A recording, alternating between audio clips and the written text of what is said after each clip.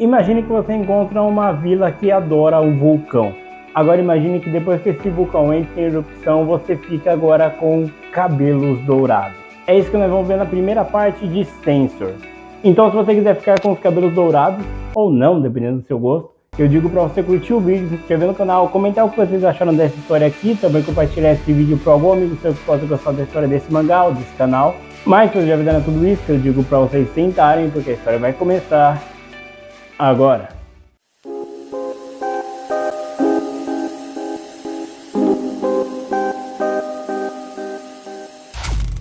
A história começa com a nossa protagonista Kyoko caminhando em uma montanha. Ela está caminhando sozinha até que ela vê alguns fios parecendo até mesmo tecidos como teia de aranha, por exemplo. Só que quando ela pega esse tecido na mão, ela descobre que aquilo ali na verdade é cabelo de pele. Cabelo de pele, para você que não sabe, são pequenos tecidos feitos de vidro que acaba ocasionando quando um vulcão entra em erupção. É uma coisa bem rara de acontecer, mas quando acontece é conhecido como cabelos de pele. Ela continua caminhando até que ela passa por um homem que estranhamente começa a conversar com ela. Aquele homem fala que está ali porque ele sabia que ela iria chegar até lá. Só que a Kyoko fala que ela não é especial, ela só está caminhando por ali. E é quando ele pergunta por que ela está fazendo lá. A Kyoko ela para e ela não consegue explicar. Ela fala que ela simplesmente sentiu que deveria ir para esse local. E é quando aquele homem fala que sabe quem ela é, sabendo o nome e sobrenome dela. Aquele homem fala que na verdade ela tá ali porque ela estava indo na direção da vila dele. Então ele começa a levar ela até lá. Durante o caminho, a Kyoko ela se pergunta por que ela tem uma sensação de que alguma coisa está atraindo ela para esse lugar. Quando ela chega na vila, ela percebe que aquela vila é muito estranha. Além de ter várias pessoas rezando, ali tem como se fossem tecidos dourados cobrindo toda aquela vila. E não só isso, como parece que tem até mesmo esses fios presos em gatos e aves que estão ali, por exemplo. Aquele homem deixa ali uma pousada e quando ela está na pousada, ela começa a conversar com a recepcionista e ela pergunta como que aquele homem sabia da presença dela, até mesmo o nome dela. Aquela recepcionista fala que, na verdade, todo aquele lugar é abençoado pelo divino Amagni. E por isso que aquela vila está coberta por aqueles fios dourados. E que quando esse fio ficou preso nos habitantes, eles começaram a meio que sentir os outros habitantes, não precisando nem se ver para isso acontecer. A Kyoko ela fica à noite naquela pousada e quando ela está na banheira tomando banho, ela percebe que no céu tem como se fossem OVNIs no céu. Na manhã seguinte, várias pessoas ali se reúnem naquela pousada para conversar com ela, falando que todos estavam esperando ela. Ela fala que não é ninguém especial e é quando eles começam a contar a história daquele vilarejo. Eles falam que durante o período Edo, quando começou a proibição do cristianismo no Japão, um missionário conhecido como Miguel acabou ficando naquela aldeia. E quando eles encontraram o Miguel, os soldados acabaram jogando ele e os seguidores dele no vulcão que tinha perto daquela aldeia. Só que depois disso, por algum motivo, o vulcão começou a soltar esses cabelos de pele dourados. A Kyoko, depois de ouvir essa história, ela continua falando que ela não é ninguém especial e que ela até mesmo só vai ficar essa noite ali. Então ela já vai embora logo. Todos ali ficam desesperados porque eles não querem que ela vá embora. E é quando o homem que guiou ela para lá, o Aizawa, ele fala para ela pelo menos ficar naquela noite, porque eles vão poder ver as estrelas no céu como nunca antes. Ela fica na aldeia para ver esse evento das estrelas, e quando ela vai pro lado de fora, quando anoitece, de fato o céu está super iluminado. O Aizawa ele começa a falar mais sobre isso, ele fala que nesse momento todos vão para fora e começam a sentir o universo. Esse é o motivo de todos os seres humanos terem os 5 sentidos, não é simplesmente para você sobreviver, que é para você simplesmente entrar em contato com o universo, porque é isso que o Miguel queria, porque agora ele está no espaço. A Kyoko ela acha um pouco contraditório, porque se ele morreu no vulcão, como que ele estaria no espaço? O Aizawa ele fala que ele morreu sim no vulcão, só que depois disso ele foi para o universo, já que esse era o lar original dele. Acontece que quando a Kyoko dessa vez olha para o céu, tem vários feixes dourados no céu, que parecem ser vários OVNIs. Nesse momento todos começam a focar suas atenções e seus pensamentos no universo, até que aquelas luzes douradas começam a descer, revelando que na verdade aquilo são cabelos de pele. Aquilo cobre todas as pessoas que meio que são levadas para outra dimensão. O Aizawa ele fala para todos se concentrarem, para sentirem cada vez mais o universo, para ter a conexão com o Deus deles. Até que eles começam a ver que tem uma estranha presença ali. Acreditando que é o Miguel, todos começam a focar as atenções ali. Só que quando eles conseguem enxergar mais claramente o que é aquilo, não é o Miguel, é alguma coisa muito bizarra. Essa coisa bizarra começa a soltar fios negros que começam a cobrir todas as pessoas que gritam em desespero, até que todas são praticamente absorvidas por aquela entidade. É dito que depois disso, aquele vulcão daquela aldeia acabou entrando em erupção. Vários socorristas foram para lá porque tinha uma aldeia próxima, e quando eles chegaram lá, tinha uma espécie de casulo dourado ali que eles não souberam explicar o que aquilo era. Só que quando eles chegaram próximo, aquele casulo meio que se abriu, revelando que a Kyoko estava lá dentro. E que dessa vez ela estava com os cabelos compridos e dourados. Nós conhecemos então um repórter chamado de Wataru. O Wataru está viajando de avião quando ele percebe que no meio das montanhas tem uma espécie de nuvem, fumaça negra no meio do nada. Quando ele finalmente pousa no aeroporto, ele começa a trabalhar, porque ele está numa pesquisa de campo, e vendo na internet, procurando em fóruns sobre alguma coisa que poderia dar algum renome para ele, ele percebe que não foi o único que viu essa estranha névoa, fumaça, nuvem, ele não sabe explicar o que é. Conversando com as pessoas desse fórum, ele descobriu mais ou menos a localização dessa nuvem, então ele decide ir para lá para descobrir o que é aquilo e tal, e talvez conseguir uma reportagem que dê um certo renome para ele. Só que quando ele está indo para esse lugar, ele encontra a Kyoko. Reconhecendo ela, ele começa a seguir ela. E é quando alguns homens acabam pegando a Kyoko. E não só a Kyoko, como sequestram o Wataru também. Eles levam ele para uma espécie de tenda que tem ali no meio da floresta, onde ele encontra o líder de uma espécie de culto, o Aido. O Aido, ele prendeu a Kyoko numa espécie de palco que tem ali, só que ele não reconhece o Wataru. Então ele fala que vai descobrir o que o Wataru faz. Ele senta na frente da Kyoko e, meditando, ele consegue ter todas as informações do Wataru, o nome dele, a profissão dele, o que ele estava fazendo naquele local. E ele começa a explicar o que eles vão fazer, porque eles capturaram a Kyoko daquela maneira. Ele fala que está atrás de um registro muito antigo e lendário, digamos assim, chamado de registro akáshico, que seria basicamente todas as informações do universo compilado em uma espécie de biblioteca, por exemplo. E ele fala que depois do evento do vulcão, onde a Kyoko sobreviveu, ela despertou uma espécie de clarividência. Então, usando a mediunidade dele e usando a Kyoko como uma espécie de canalizador, ele saberia dizer onde que está esse registro. E que aquela nuvem que está no céu seria uma espécie de presença materializada desse registro akáshico. Só que a Kyoko fala que se ele continuar fazendo isso, ele terá graves consequências. Ignorando o que a Kyoko está falando, eles começam a meditar. E a meditação é tão forte que começa a pegar fogo naquele local. E não só isso, como por algum motivo aquela nuvem começa a cair naquele lugar. O Wataru, ele consegue se soltar e libertar a Kyoko. Os dois juntos começam a fugir por uma passagem que a Kyoko descobriu. E ele consegue sair daquele lugar por uma espécie de túnel que tinha ali. Só que quando os dois conseguiram fugir, o Wataru percebe que a Kyoko fugiu de lá. E depois disso, o Wataru fala que por algum motivo aquela nuvem simplesmente desapareceu e ninguém nunca mais viu uma coisa daquelas de novo. A história começa com o Wataru deitado no quarto dele, quando ele começa a falar que ele tem tido dificuldade para dormir, porque ele começa várias noites a ouvir a voz da Kyoko. Até que ele decide começar a procurar as pessoas que resgataram a Kyoko no dia que ela foi encontrada. Até que ele chegou no homem que cuidou da Kyoko depois que ela foi resgatada, o Dr. Kuradeira.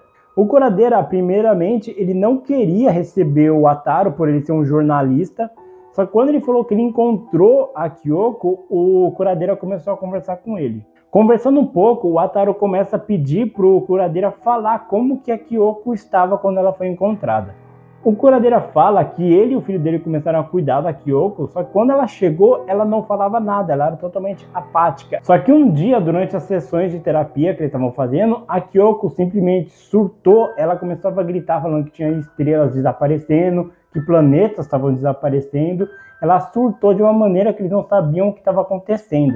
O Kuradeira fala que de alguma maneira ela desenvolveu uma espécie de clarividência, onde ela conseguia sentir até mesmo quando um planeta ou uma estrela acabava entrando em extinção. Só que ele fala que isso durou por alguns dias, até que de repente isso simplesmente parou, a Kyoko acalmou. Ele fala que de alguma maneira ela conseguiu bloquear a clarividência dela, se focando praticamente no hoje.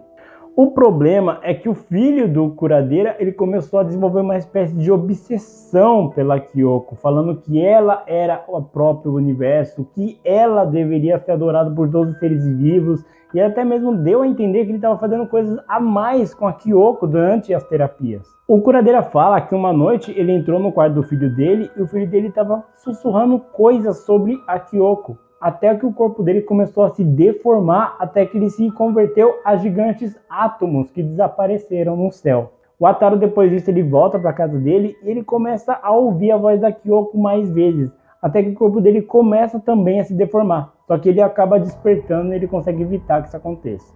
Um tempo depois, o Wataru tem um pesadelo da Kyoko pulando de um penhasco e se matando. Nós vemos que de fato a Kyoko está na frente de um penhasco, só que é quando uma mulher chega e começa a conversar com ela. Essa mulher leva a Kyoko até um lugar onde ela trabalha, mais perto de cafeteria, e ela começa a conversar com a Kyoko. Ela fala que aquele lugar, infelizmente, é conhecido como um local onde as pessoas cometem suicídio. E quando eles viram a Kyoko lá, eles ficaram preocupados, então eles trouxeram ela para lá e começaram a conversar com ela. Aquela mulher se chama Rie, e ela fala que se a Kyoko não tem onde morar, ela pode ficar na casa dela. Ela leva a Kyoko para a casa dela e quando elas estão ali conversando, aparece uma espécie de inseto meio bizarro. A Rie fala que ele chama aquele inseto de bicho suicida, porque toda vez que você está andando, ele propositalmente corre para debaixo do seu pé e acaba morrendo. As duas começam a conversar e a Ria fala que ela tem toda essa aversão, ela tenta salvar o máximo de pessoas do suicídio que ela conseguir, porque ela tem um trauma, porque o namorado dela acabou se suicidando na frente dela, pulando na frente de um trem. E enquanto ela está contando isso, a Kyoko de alguma maneira consegue ver essa cena. A Ria, então, ela fala que ela não vai mais incomodar a Kyoko com essas histórias e ela decide fazer um chá. Só que quando ela está indo fazer o chá delas, esse inseto suicida acaba pulando para baixo do pé dela, fazendo com que a Rie acabe esmagando ele. O estranho é que aquele inseto fica numa posição um pouco bizarra. Enquanto isso, nós vemos que o Wataru ele foi até aquele local, porque ele conseguiu meio que identificar nesse pesadelo onde era.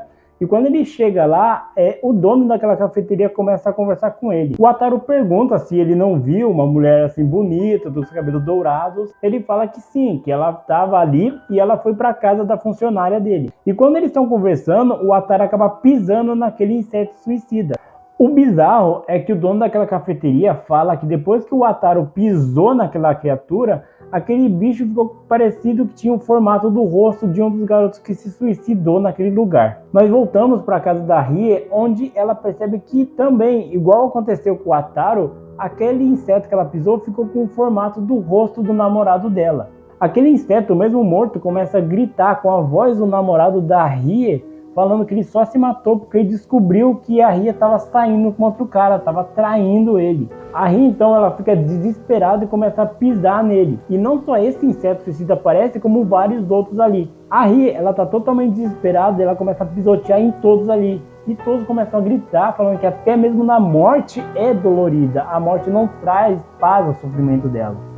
A Kyoko, ela decide dar um basta e fala para todas aquelas criaturas voltarem para o lugar delas. Ela então começa a correr na frente deles e todas as criaturas seguem ela, até que ela consegue correr e pular daquele penhasco, fazendo com que todas as criaturas pulem no mar junto com ela. E depois disso, o Wataru fala que ele nunca mais viu a Kyoko novamente, só que de alguma maneira ele acredita que ela não está morta. O Wataru comenta que depois de um tempo, teve uma espécie de erupção ali naquele monte perto da aldeia que a Kyoko foi encontrada, só que dessa vez, por algum motivo, saíram dessa vez aqueles cabelos de pele, só que dessa vez negros. O Wataru fala que se no passado ele sonhava com a voz da Kyoko, agora ele tem sonhado com uma outra mulher, a Beniko. O Wataru fala que a Beniko trabalhou com ele há 5 anos, só que ela começou a ficar obcecada por ele e perseguia ele todo o tempo. Tanto que chegou ao ponto dela mandar cartas para ele especificando tudo que ele fazia, todas as coisas do dia a dia que ele fazia estavam registradas nessa carta. Ele revirou a casa dele procurando se tinha alguma câmera, alguma escuta, alguma coisa, só que ele nunca encontrou nada. Um dia, então, ele estava andando na rua quando um homem quase atropelou ele de carro. Ele dá um esporro no cara, fala que o cara tá louco, só que o cara fala que foi sem querer, ele estava meio desatento.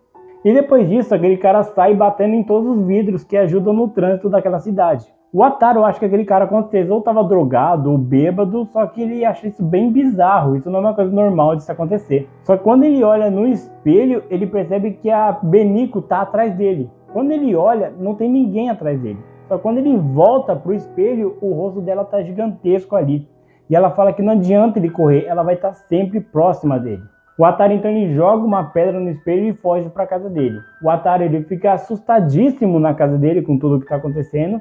E ele percebe pela TV que está acontecendo casos parecidos com o que aconteceu com ele. Com pessoas destruindo esses vidros, falando que coisas bizarras estão ali, só que obviamente ninguém vai acreditar. E não só isso, como por algum motivo as pessoas estão batendo no carro nesses espelhos que ficam na rua também. E muitas das pessoas que alegaram que estavam quebrando os espelhos é que estavam sendo observadas de longe. Eles chamaram um psicólogo ali e ele fala que isso não faz sentido. Mesmo que as pessoas estivessem entortando aqueles vidros de propósito para conseguir supostamente observar elas de longe, isso não seria possível. Porque a topografia das ruas são diferentes, não tem como você observar as pessoas dessa maneira. Mesmo vendo que provavelmente isso é verdade, o Ataru decide voltar para aquele lugar para investigar um pouco melhor. Ele vai até lá e quando ele sobe naquele vidro, naquele espelho que tem ali, ele percebe que tem aqueles fios negros que saiu daquele vulcão. Ele então pega aqueles fios e leva para o Dr. Kuradera para ele analisar um pouco aquele fio. O Kuradera ele faz um teste quebrando aquele cabelo no meio e com o telescópio ele percebe que na raiz daquele cabelo é dourado, só que em volta por algum motivo tá negro. Só que enquanto eles estão conversando, vários homens cercam ali os dois. E entre eles tá até mesmo um cara que quase atropelou o Ataru. E não só ele tá lá, como a Beniko também tá lá. Os dois amarram eles e deixam eles em um quarto. O Kuradera fala que aqueles homens chegaram um pouco antes do Ataru chegar, só que ele não sabe dizer o que eles querem. Aqueles homens então pegam eles e levam eles para uma sala e a Beniko começa a falar o que eles querem. Eles estão fazendo todos esses negócios com os espelhos para eles terem a própria clarividência deles. Então logo eles vão poder ver tudo o que acontece no Japão inteiro. E depois disso, ela fala que eles finalmente vão poder ver o fundador dessa grande seita. E quando eles abrem as cortinas, tem um homem todo enfaixado ali atrás. E é dessa maneira que acaba a primeira parte de Censor. Censor, ele é um mangá muito misterioso. Ele é misterioso porque ele é a primeira obra do Junji Ito que ele mexe com esse horror cósmico que muito é visto nas histórias do Lovecraft, por exemplo. A história ela começa um pouco meio desinteressante, você vê, talvez tenha alguma ligação, talvez essa menina seja escolhida para essas pessoas dessa vila um pouco afastada, então não começa tão interessante a história. Só que depois que você vê que tem um lado meio, tipo assim, cósmico na jogada, começa a ficar muito mais interessante. A parte da clarividência sendo ativada, digamos assim, da Kyoko é algo que te intriga ainda mais. O que está acontecendo, como que ela desenvolveu esses poderes, por que ela... sabe? Tem alguma coisa por trás. Será que ela tem algum dom especial? Será que ela é uma espécie de Deus reencarnado? Não dá para saber, mas dá para perceber que tudo que está acontecendo gira em torno dela. Tem esse grupo que quer esse registro akáshica, que é uma espécie de compilado de informações sobre o universo, multiverso, as paradas. Então você não sabe dizer se tem conexão uma coisa com a outra. Então são várias perguntas que você fica cada vez mais intrigado. Você não consegue ler ele, parar para depois continuar. Você quer saber o quanto antes o que está acontecendo. E de alguma forma até parece que em alguns momentos o próprio Ataru parece que está envolvido nisso. Porque, beleza, pode parecer que no início ele caiu ali de paraquedas só para saber o que está acontecendo. Mas até mesmo pessoas que parecem conhecer ele, que já tinham uma espécie de ligação com ele, já estão atuando nesse culto também. Então não dá para saber se ele é de fato só um cara que caiu de paraquedas, está tentando entender o que está acontecendo junto com a gente, batendo no microfone, ou se de fato ele tem alguma conexão com esses eventos místicos. Mas eu digo que isso a gente só vai descobrir lendo a história até o final. Se vocês não quiserem perder a parte 2 desse vídeo, eu digo para você curtir o vídeo, se inscrever no canal, comentar o que vocês estão achando dessa história, também compartilhar esse vídeo para algum amigo seu que possa gostar da história de Censor aqui no canal. Mas então é isso, pessoal, agradeço bastante a audiência de vocês e até mais.